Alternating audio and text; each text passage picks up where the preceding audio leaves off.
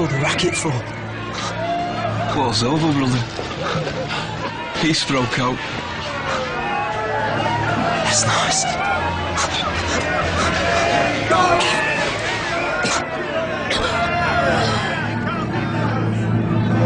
We just won a war, Prime Minister. And now, it appears we've lost its greatest heroine. Lost track of her, Mom, for the time being. Well, where is she? I understand the Lord Mayor was arranging a parade. Royal Fusiliers. She was last seen entering a convent of nuns in Bermondsey. Nuns? Catholic nuns? Yes, Mom. Are we still in England? I thought you knew the family. I do. Highly respected people. And yet their daughter. I would say she was always unusual, Mom.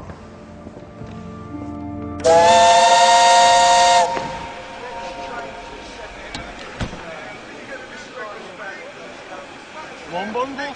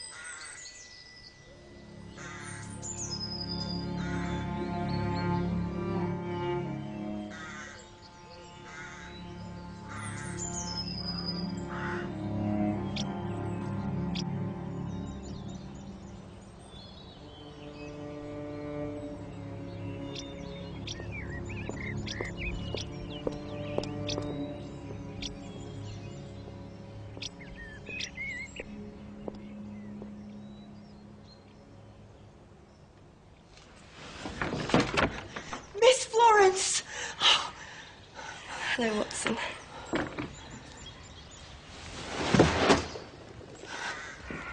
Help! Help! Help! One dark, lonely night on Crimea's dread shore, there was bloodshed and fighting the morning before. The dead and the dying lay bleeding around, some crying for help, but none could be found. What we need is a miracle, a human miracle. We need someone to help us where we lie, to make us well, 'cause we don't want to die. So what we need is a miracle down here right now.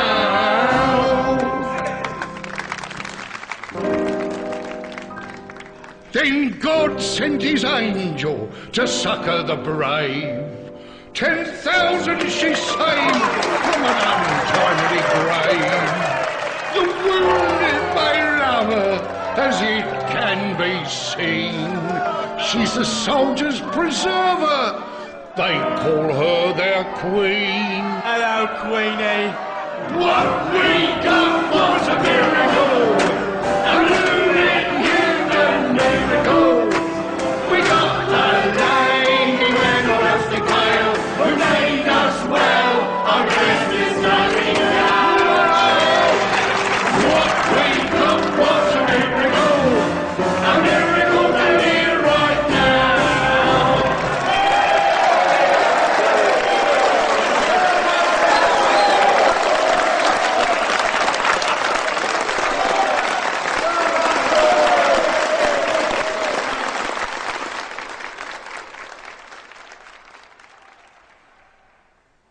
Rest, rest, and more rest. Yes, thank you, Doctor. See to it. You know what they're calling her? The soldier's preserver. Who calls her that? All sorts, Ma'am. It's from a song. Really? A song about Florence? Oh, my poor brave little girl. Come, my dear. My beloved mother and father. How they fought to keep me at home. Fought all my plans and dreams for myself. But now that I'm a national heroine, how proud they are. They even call me brave. Brave. Brave for doing my duty. The soldiers, they were the brave ones. Lying there, strapped down, while their shattered legs were hacked off. And no chloroform for the lower ranks. I'm still in a rage about it.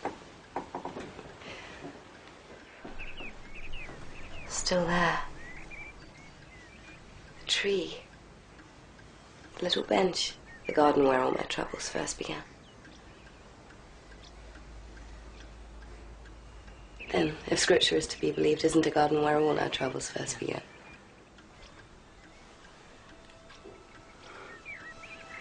I was so young.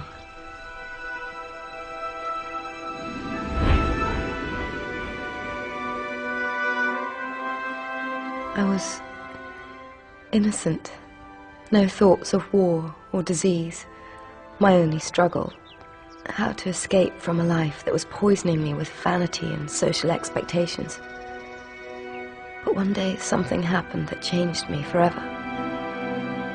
I remember sunlight so bright, too bright. Then a voice. Really, a voice. I was being asked. No, I was being told in no uncertain terms that my life belonged to God, that He had work for me to do. Yes, Lord, let me think of Thy will. Only of Thy will. Let me serve You. You alone. But how could I? I had to admit God's message was sadly lacking in details. What exactly was I to do? All I knew was that I was being stifled. No food for my head, no food for my heart. Slowly dying in a diet of triviality. I prayed, God, show me a way out. Teach me, tell me. And yet, when He did at last and I answered the call, oh, the things I saw. No rest for me now then. Not till the truth is told to all. Listen to this.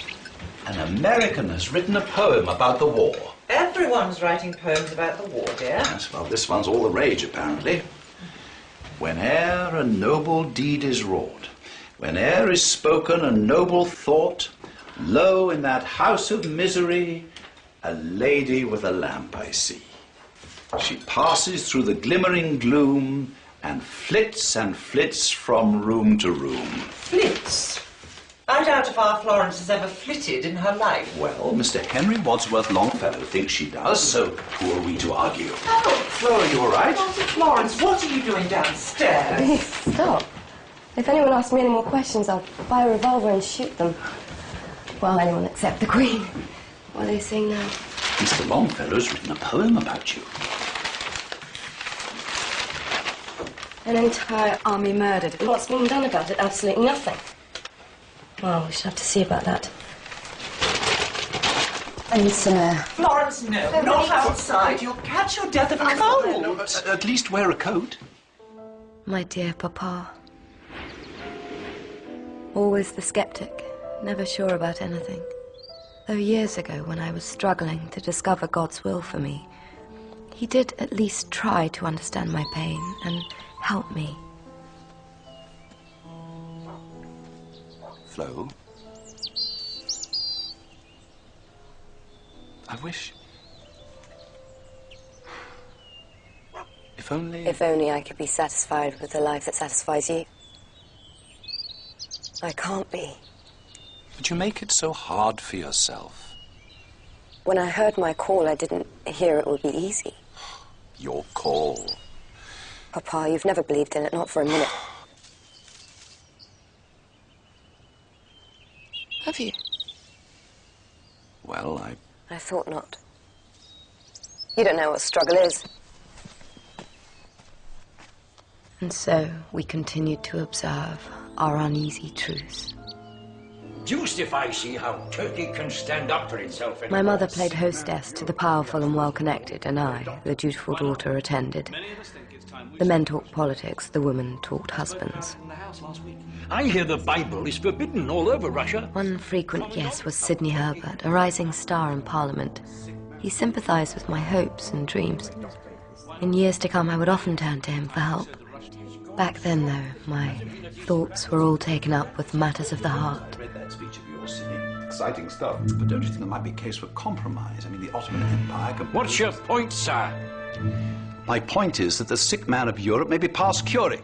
Isn't the real point that the Tsar is a brutal tyrant and we have to stand up to tyranny wherever we find it, even at home? Quite so. Nicely put.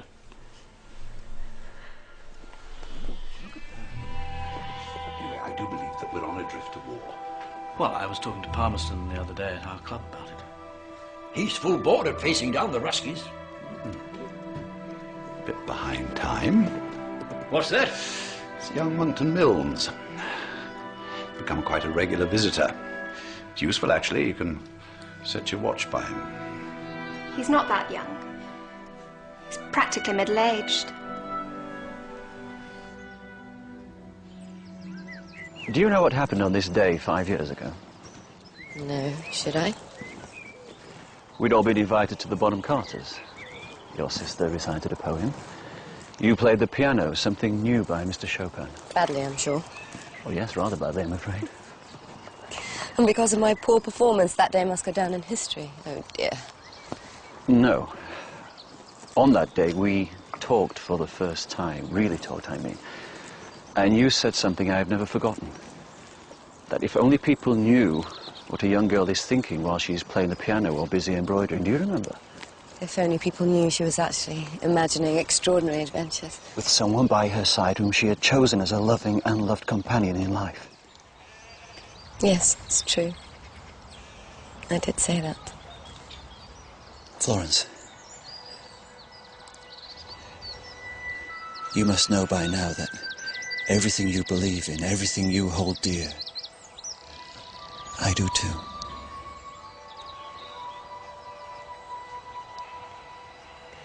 Richard, Look at me, please. Do you think today, the two of them perhaps?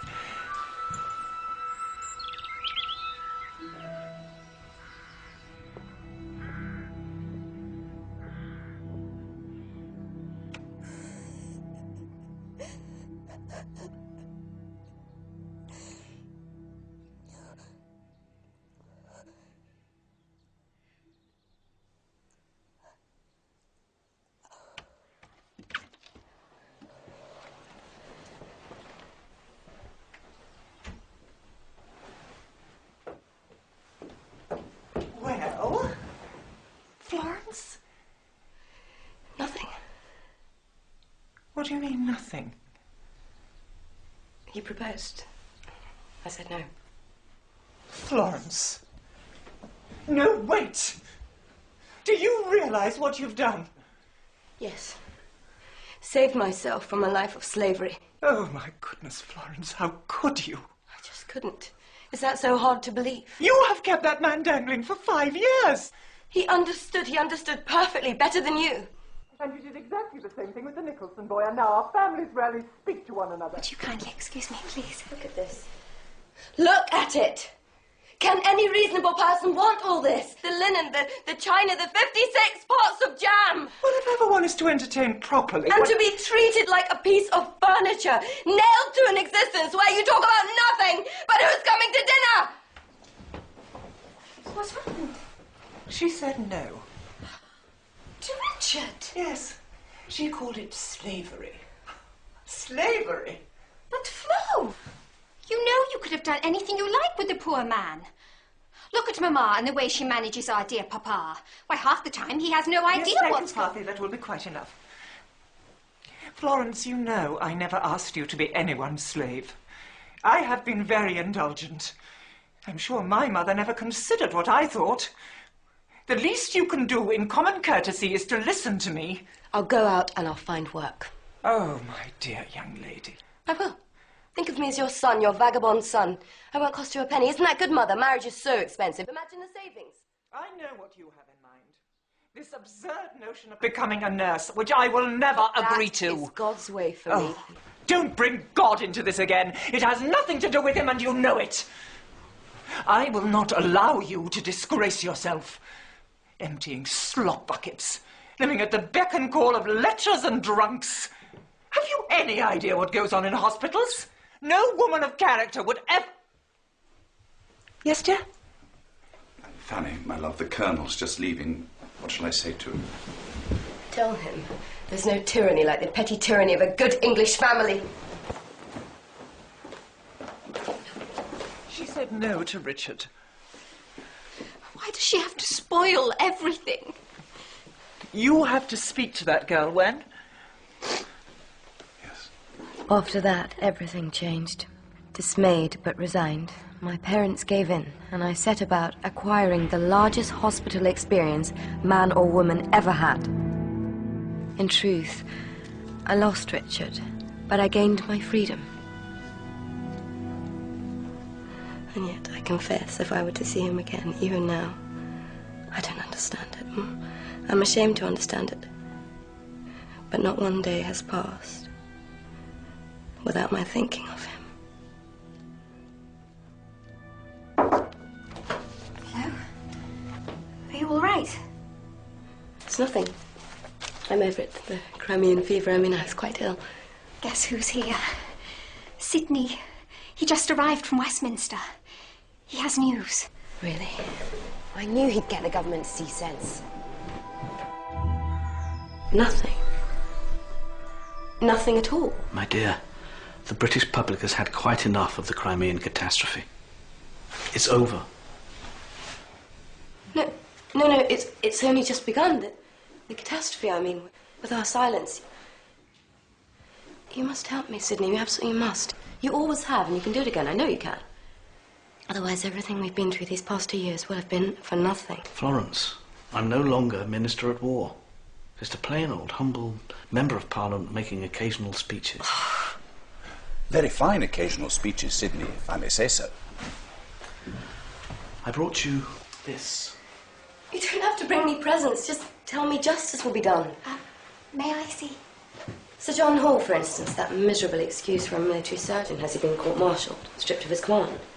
No. Entered a monastery, perhaps, to do some well-deserved penance? Not quite. Blackballed from his club, at least. He's been given a KCB. A KCB. Which stands for Knight of the Crimean Burial Grounds, I suppose. Flo. What a beautiful brooch.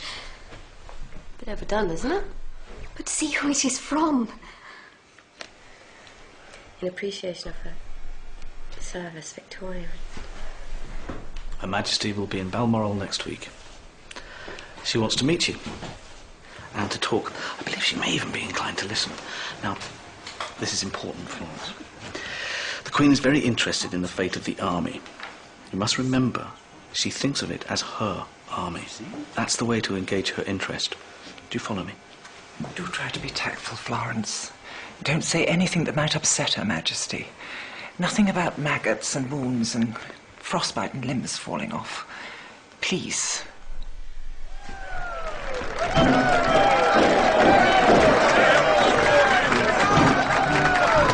You're off to see the Queen today. Oh, do be careful what you say, or you will quickly be excused. Her Majesty is not amused by stories set to shock and scare, so listen to Mother and please beware. We don't want to hear about maggots. We'd rather not learn about lice. Just make everything pretty and jolly and happy and nice. We don't want to hear a soldier swear or listen to moaning and screams. We don't want to hear a single cough to bother Her Majesty's dreams. Be sure never to tell about all the blood and the gore. Surely you know it's not right or polite to make a queen faint on the floor. She's happy to hear of daring deeds by soldier, colonel or toff, but never, not ever, no, never discuss the fingers that keep falling off, the heads that keep falling off, the legs that keep falling off, the heads that keep falling off, because everything keeps falling off.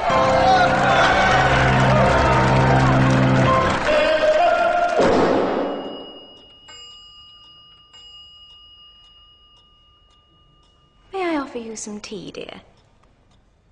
Thank you, Mum.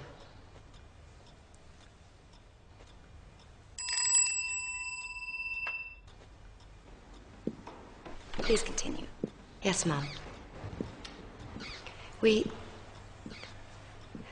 lost 10,000 men in 6 months, mostly through gross incompetence, and I came home to find that many of the officers responsible had been promoted. Given honours, medals, titles. Crimes were committed. Terrible suffering inflicted that could easily have been avoided. Yes, Miss Nightingale, but what exactly entitles you to be the judge of that? I studied and visited all the hospitals in London, Dublin, Edinburgh, Paris, Rome and Berlin. I was twice in training with the Protestant deaconesses at the Kaiserwerth Institute in Germany. I spent 1 year as superintendent of the Harley Street nursing home. I personally scrubbed floors of sick rooms, emptied bedpans. I nursed cholera patients whose whole bodies were a mass of... Thank you. And your parents permitted all of this? They came to understand that I had a calling, that this has truly been God's will for me. I see.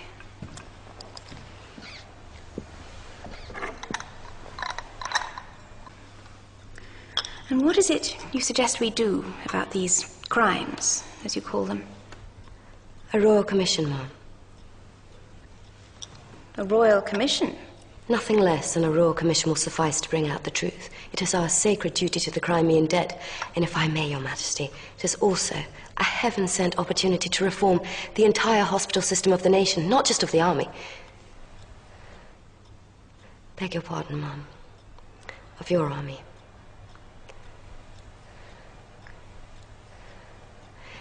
Forgive me, Mum. It has been a lifelong dream of mine. We shall think about it.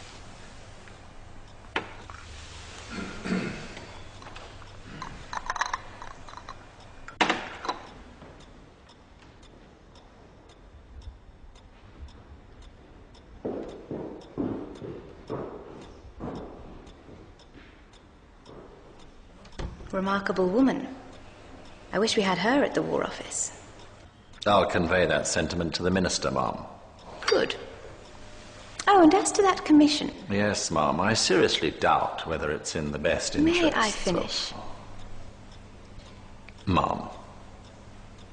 We do want our brave soldiers to receive the very best care. Please see to it. The commission. The commission, Prime Minister.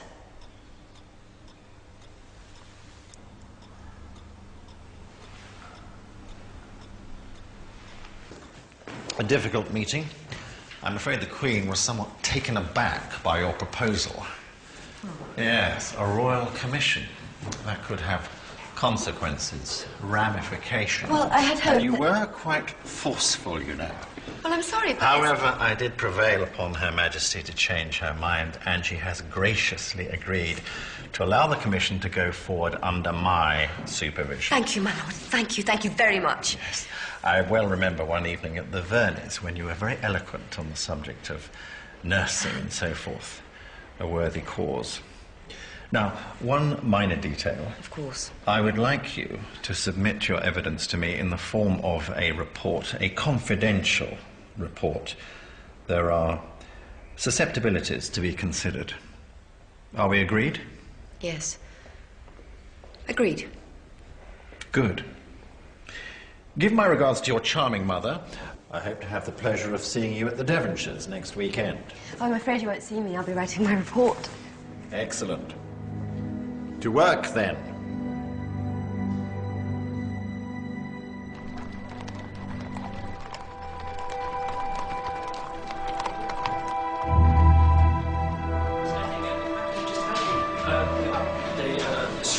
Sweet room, ready, waiting for you.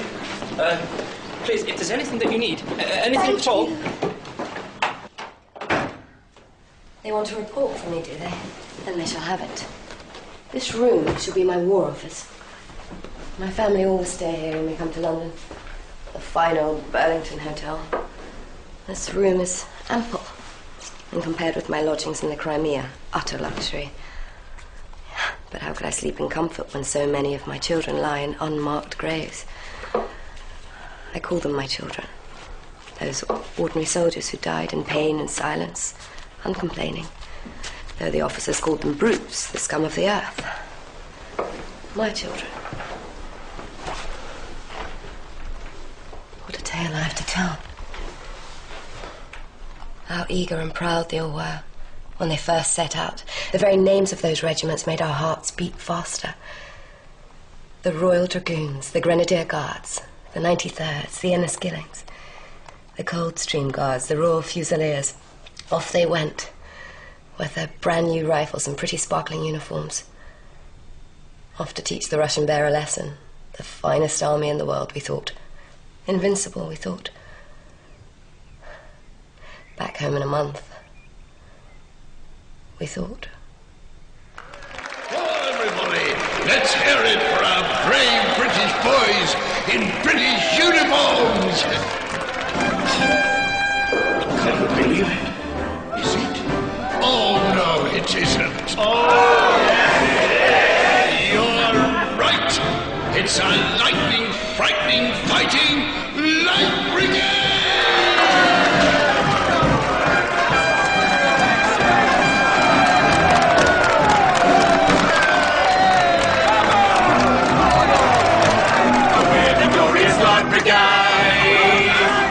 The Rusty Supply Brigade, the glory, queen and country to which all our steelers shout hurrah.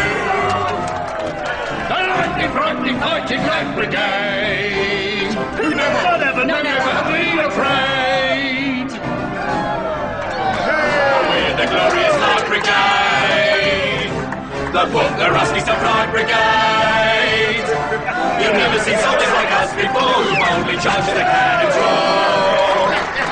The lightning, frightening, fighting Light Brigade, who never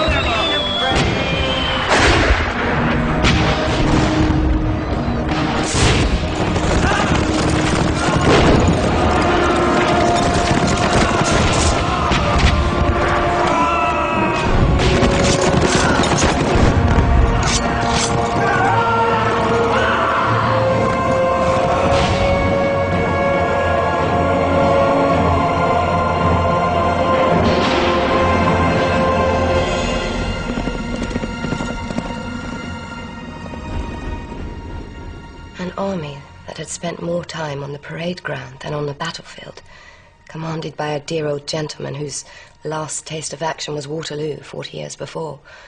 This force, incredibly, due to the heroism of the common soldier, won 3 battles against huge odds. But the cost, and those blundering generals. I know this much. If any woman had managed her kitchen the way our generals managed that campaign, she and her entire family would have been reduced to the poorhouse in weeks. As it was, the British Army was reduced to a regiment of living skeletons, dressed in rags, crawling with vermin, and if they were wounded or got sick, worse was waiting. A death house in the shape of the military hospital at Scutari.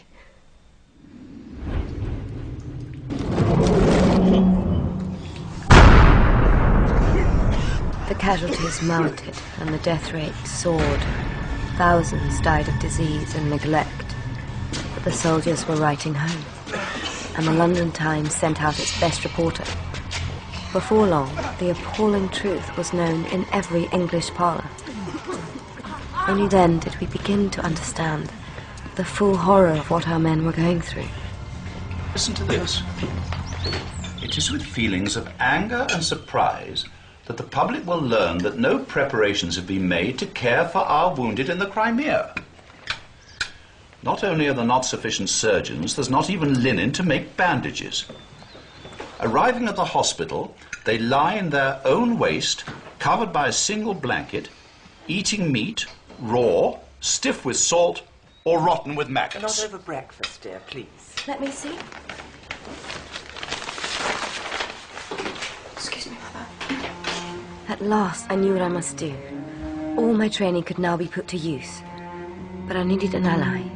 So I wrote to my dear old friend, Sidney Herbert, now a powerful member of the War Cabinet. As it happened, a letter from him crossed with mine in the post. Dear Miss Nightingale, I have recently been receiving letters from ladies offering to go out to the Crimea and give medical care to our injured troops. I know of only one person in England capable of organising and directing such a scheme. Yourself. I suggest that you start interviewing likely candidates as soon as possible. Well, I wrote back immediately. Dear Mr. Herbert, I've already begun. Which was only partly untrue. I started the next day, only to discover that while many called themselves nurses, few were fit to be chosen. And why do you feel yourself qualified? Well, when I read about it in the newspapers, I cried buckets. And buckets. And buckets. Well, I just thought of those poor, poor boys. How they must miss a woman's touch. Pardon? Well, I never did mind hard work, and I'm not easily shocked. I just do my best and carry on. Well, I won't deny that the money will come in useful. I take it we do get paid. Good. How much? How old? Just turned 17, I think. It's me back. And my knees. They're not what they used to be, you know. At our convent in Bermondsey, we see every kind of disease and deformity. You're a Catholic order, I believe. We make it our business to save the body first. Then, and only then, do we attend to the soul. If that's what concerns you. We leave in a week. How many can you bring?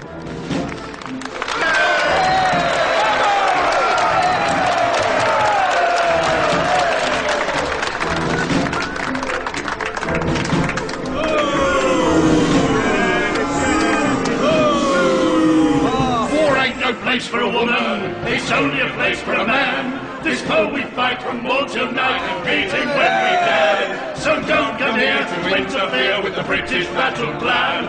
War ain't no place for a woman, it's only a place for a man. Right clear, it's only a place for a man.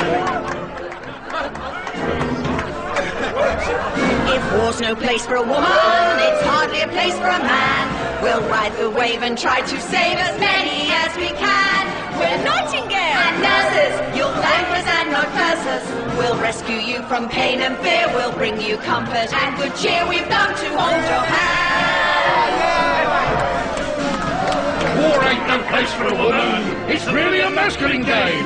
So when some females move in, it's simply not the same. Just when the fun is starting, you come with your ribbons and curls. Our only needs to do great deeds and not be hobbled but utterly free from a gaggle of twittering, tittering, simpering, whimpering.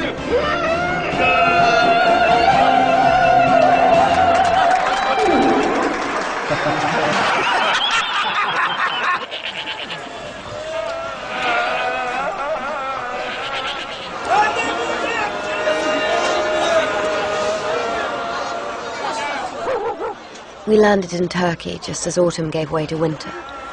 My final choice of nurses were a mixed brigade, requiring much drilling. Some experienced, some less so. Some happy just to be paid. Some there out of pure charity and love of God. Follow me. Step lively. Mind where you put your feet.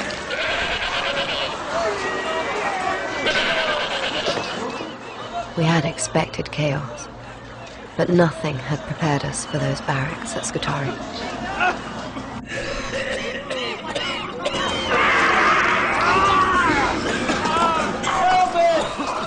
Here, just across a narrow strip of water from Constantinople, the British High Command had established the nearest thing I'd ever seen to hell on earth. It was, in fact, the main hospital for receiving the casualties from the Crimea.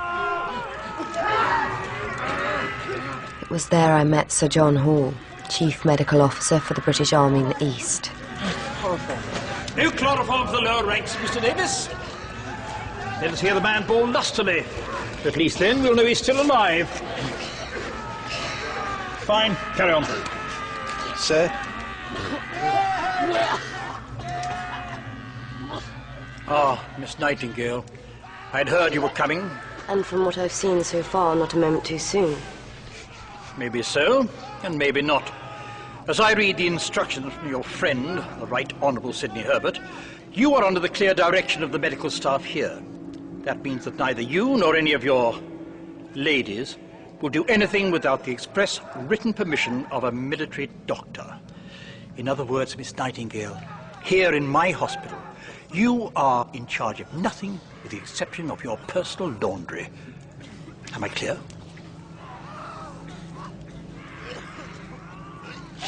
But do let us know when you need help. See to them.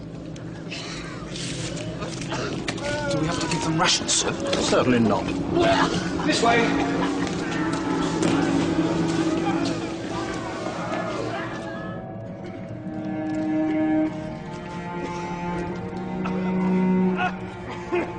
The quarters we were herded into were squalid and cramped, alive with vermin, the air heavy with the stench of fever and death.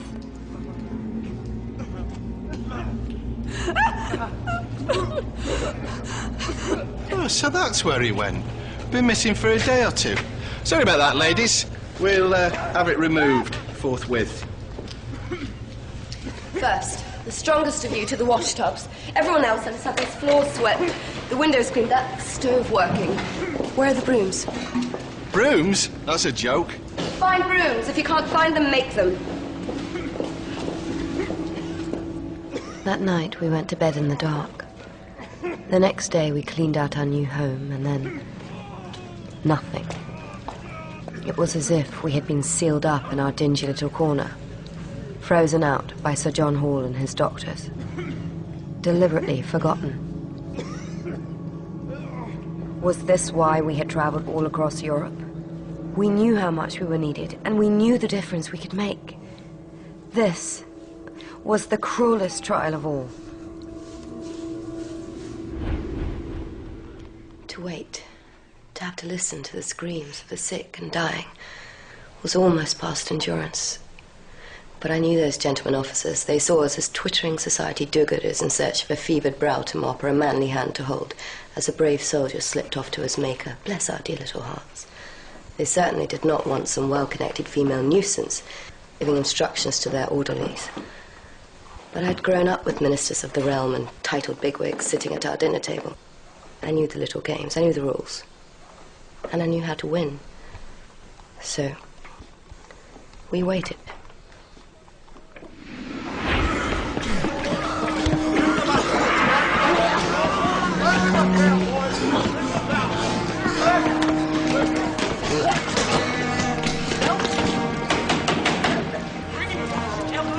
What is it? Big battle. Incoming. Casualties. They're coming in. A lot. Sir John says... Ladies, can you... follow me.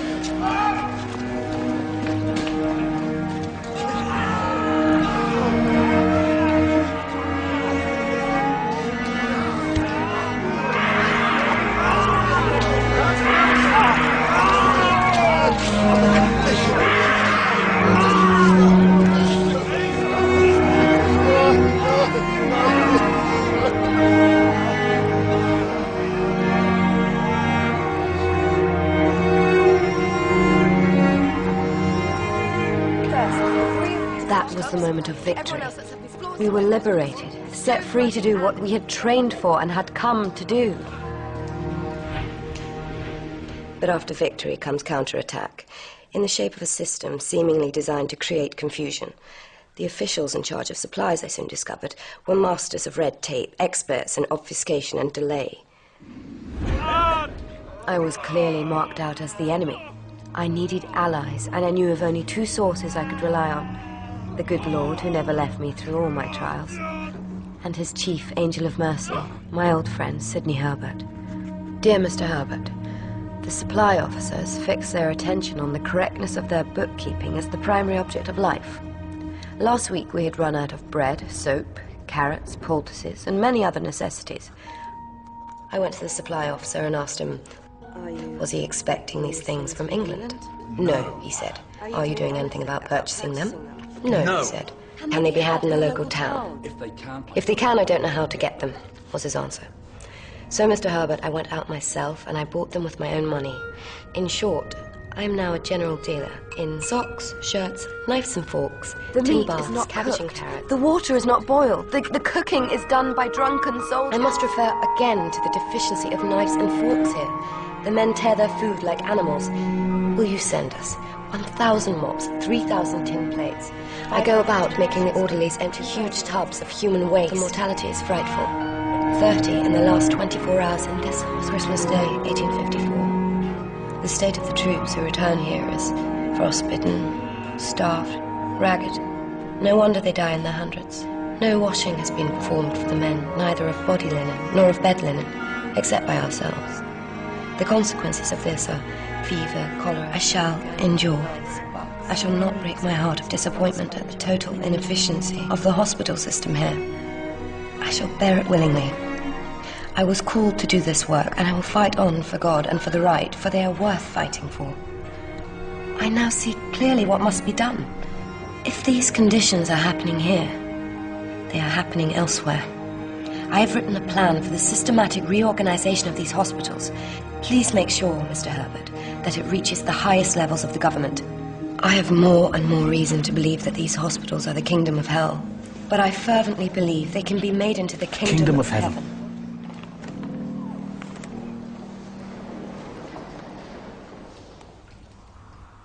Get some sleep. I don't know how your body keeps going. Why doesn't this silly thing... Here, let me.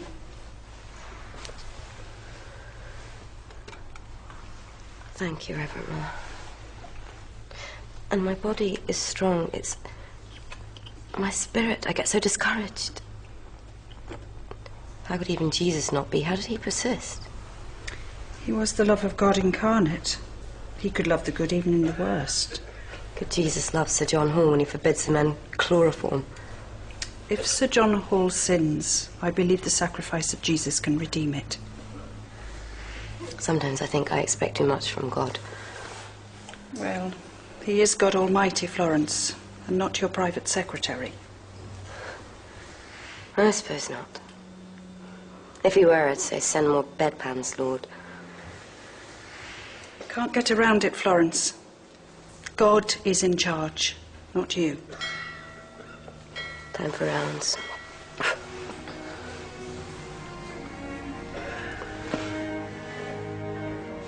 They love you, you know. Those soldiers. Then I'm most blessed.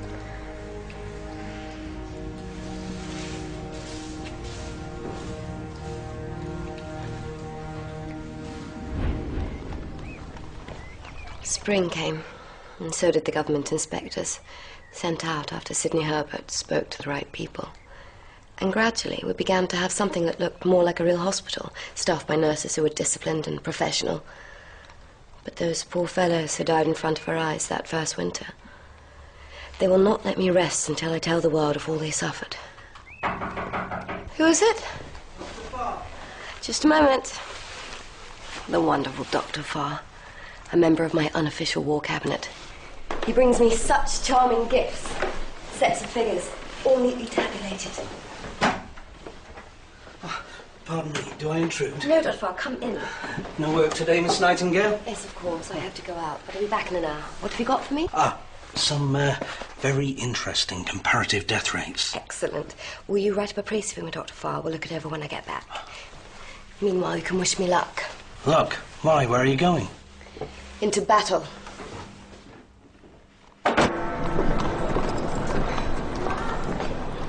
I know what you're thinking. Here comes that bothering woman again. Oh, no, not at all. A delightful interlude in my all-too humdrum day. Then, like all good interludes, I shall be brief. I come on behalf of the Crimean dead. Ah, yes, the Royal Commission. Which still has not met and has not even received your signature, Prime Minister. Indeed, yes. Well, you must understand there are... How shall I put it? I know, susceptibilities. Tell me, my lord, in all candour, do you mean to shelve it? Shelve it? To silence me, to shut me up? Miss Nightingale, you must understand that this is the start of the grouse shooting season. Yes, of course, those poor birds. The point is, my dear, that all the important people are leaving town. I understand. Then, perhaps, with so many people at leisure, now would be a good time to publish my own narrative of the Crimean campaign? I believe, correct me if I'm wrong, we agreed your report would be confidential. Indeed we did. And once it is fully commissioned and I hand it over to you, it will be. Until that happy moment, I believe I have complete liberty. And Mr. Russell of the Times has already expressed such an interest in a first-hand account of my Crimean experiences. Good day, my lord.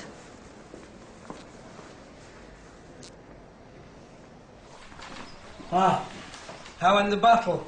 I think we won. Brilliant. By the way, you might want to look at my précis. The mortality rates in each regiment relative to the percentage. Let me see. Are you sure you're not too tired? I'm never tired when I see a column of numbers. Are you sure these figures are correct? Yes, of course. Then we must go over them, every single one. Pass me that book and the figures you gave me yesterday.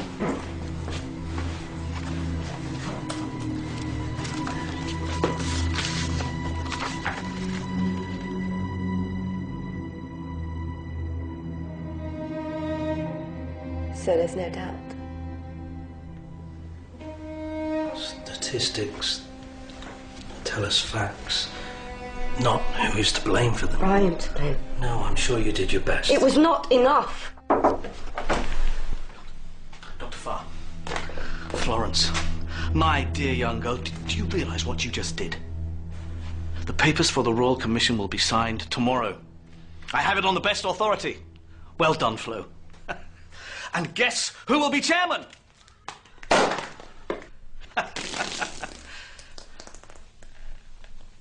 What? What?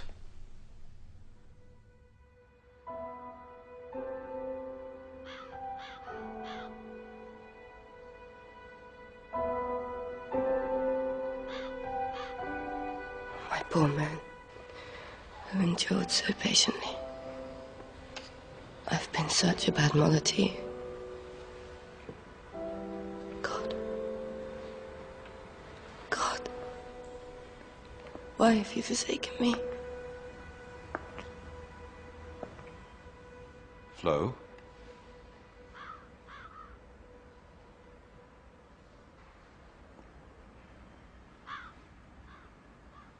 Guilty? How can you say that? Because I am guilty as charged. Nonsense, my dear. There's absolutely no proof. No proof? Scutari, last January, mortality from disease, 576 per thousand. At the front, same 4 weeks, mortality from disease, only 17 per thousand. At Scutari, a 25% greater chance of death from diseases of the stomach and bowels. Flo, please, please, these are just figures. Just figures? I murdered those men. Come. Everybody knows you saved lives. All that soup you made, all the knives and forks you procured. Forks. That first winter, a nurse came to me and said, there are some beds the men won't lie in. They call them bad luck beds. Whoever goes to sleep in them doesn't wake up again. Nonsense, I said. Wash the sheets, dress the wounds, feed the men and they'll get better. It turned out they were right. The whole hospital was built over a lake of sewage. Which, of course, was then cleaned out. Too late. Why? Me. Ignorance. Exhaustion from my fights with doctors. Arrogance. I was God's own handmaid, wasn't I? So of course I knew best. But you had absolutely no authority. No, but I had Sidney Herbert in London at the centre of power. I wrote to him every week, and not once did I ask for help with sanitation. I asked for pillows. They took a government commission 4 months later to flush out the sewers. Do you know what they found when they dug out the channel that brought us our drinking water? A dead horse. And all the time I was saying, send your patients here, we'll take care of them, we're professionals, we're nurses. They should never have listened to me. They should have stayed away. Oh, my poor children. It's over. You did your duty. Nothing more to be done now. Yes, there is. What? Tell the truth. If that means I'm to be crucified with other murderers like Sir John Hall on either side of me, well, isn't that the traditional way? And what exactly will that achieve? Flo! Flo, please, child, think carefully. Martyrs seldom leave anything behind them but their ashes. Better a useless martyr than a cowardly deserter.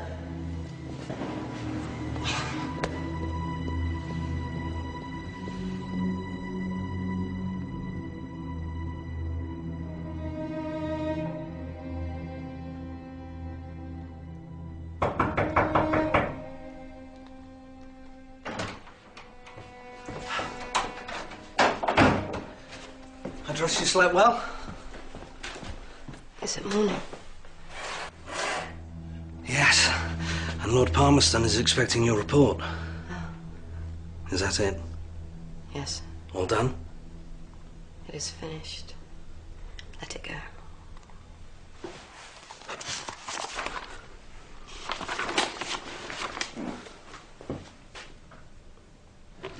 I trust you found Miss Nightingale's report of use, Your Lordship. Extraordinary. Most valuable. So you will present it to the Commission? Florence, one must consider the public mood. Exactly. The nation wants to move on. And let us not forget, our Queen, nay, the whole of Her Majesty's government, are dedicated to reform. But for reform, we must look to the future. And not fight old battles, Florence. Well put, Sidney. If I were to publish my own report? Ah, but there is that confidentiality clause. Besides, the public would not stand for the loss of one of their greatest heroines. It would set back the cause for those very reforms you and our gracious Queen so earnestly desire. You do look tired, Florence. So much work. It drains the system. After 2 years fretting about the health of our army, isn't it time you took care of your own?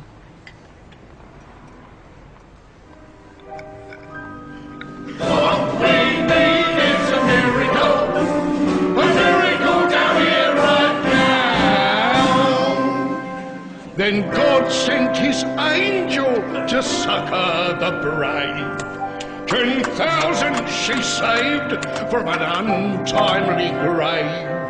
The wounded, they love her, as it can be seen. She's the soldiers' preserver, they call her their queen. Hello, Queenie. What we got was a miracle, a blooming human miracle.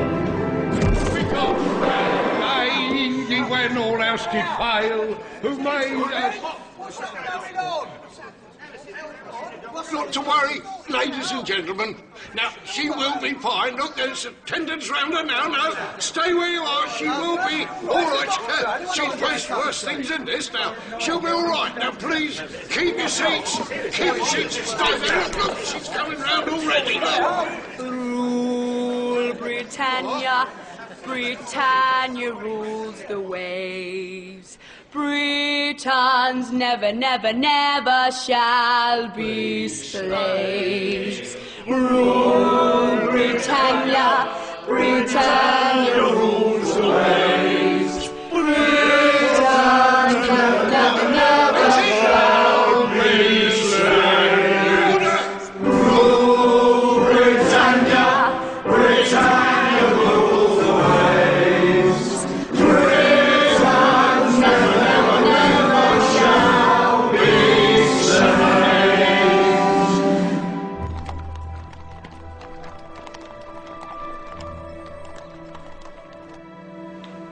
That is heartening news, Prime Minister. Yes, Ma'am. Thank you. And when does this commission of ours expect to start hearing evidence? Next week, I believe. And will Miss Nightingale appear before it? Ah, no. It was decided to submit her evidence in writing through me. I see. And how is the dear girl? Somewhat indisposed, Ma'am, after her Herculean efforts. I believe she's taking the waters in Malvern Spa. Well, tell her we wish her a speedy recovery. I'll convey that sentiment to her father when I see him next. Excuse me. Nightingale. Excuse me. Excuse me, please. Excuse me. Not to be disturbed. Where's my daughter? Especially by her family. I have to see my daughter. I've been told she hasn't eaten for a week. Well, we can't exactly force her to eat. You didn't even call a doctor. I'm sure she's fine, sir. Mr. Nightingale. Florence!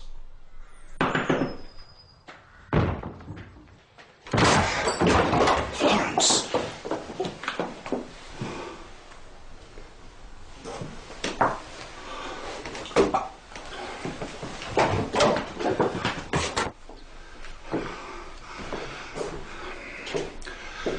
Flo?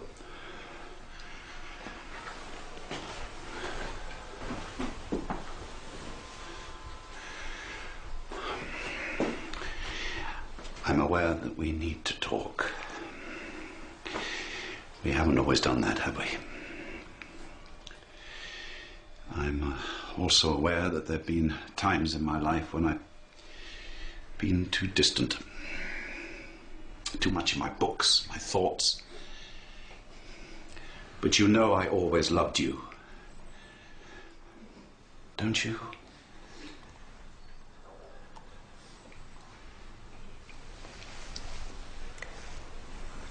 Yes, Papa. Yes, I do. And yet, in a way, I feel I was always a little afraid of you.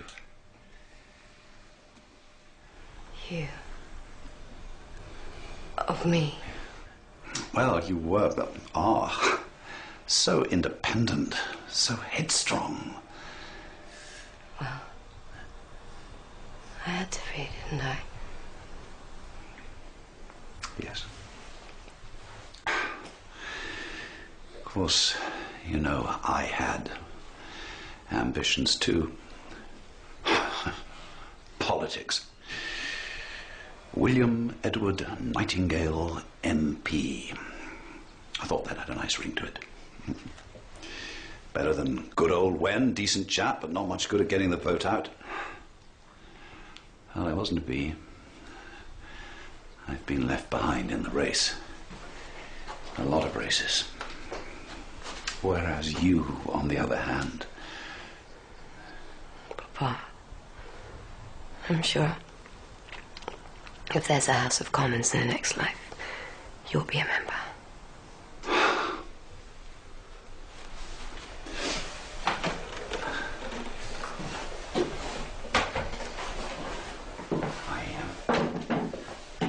Perhaps that my real calling in life was to be your teacher when you were little. Except, you see, one can be wrong about one's calling. Oh, Flo, be patient with yourself. Haven't I always said that the world needs pioneers? Yes, many times. And you are just such a pioneer. But if you're a pioneer and you lead others into a swamp, into death, how can you not blame yourself? What if it's all part of a plan? What is? The mistakes. So when God called me, he called me to make mistakes. But you don't believe in my call, do you? I believe in you, my little genius. No. You think the call was just my own voice, don't you? Nothing more. Well, I think once I did, but now I... What? Oh, does it matter? It matters to me. What I think? Yes, Father. Then I think that you are human, and that God is God. And he teaches us all through our mistakes, and all we common mortals can do is work through trial and error. For my errors, I'm now on trial. And what about Jesus? What do you mean? I heard you in the church when you were praying, when you thought you were alone. My God, why hast thou forsaken me? I meant... I once felt so close to God. And now... I know. And I meant that you are not the first to feel that despair. Yet, when you look back on it, that suffering led to great good. But I'm not Christ. Precisely. Flo, let God be the judge. He's in charge, not you.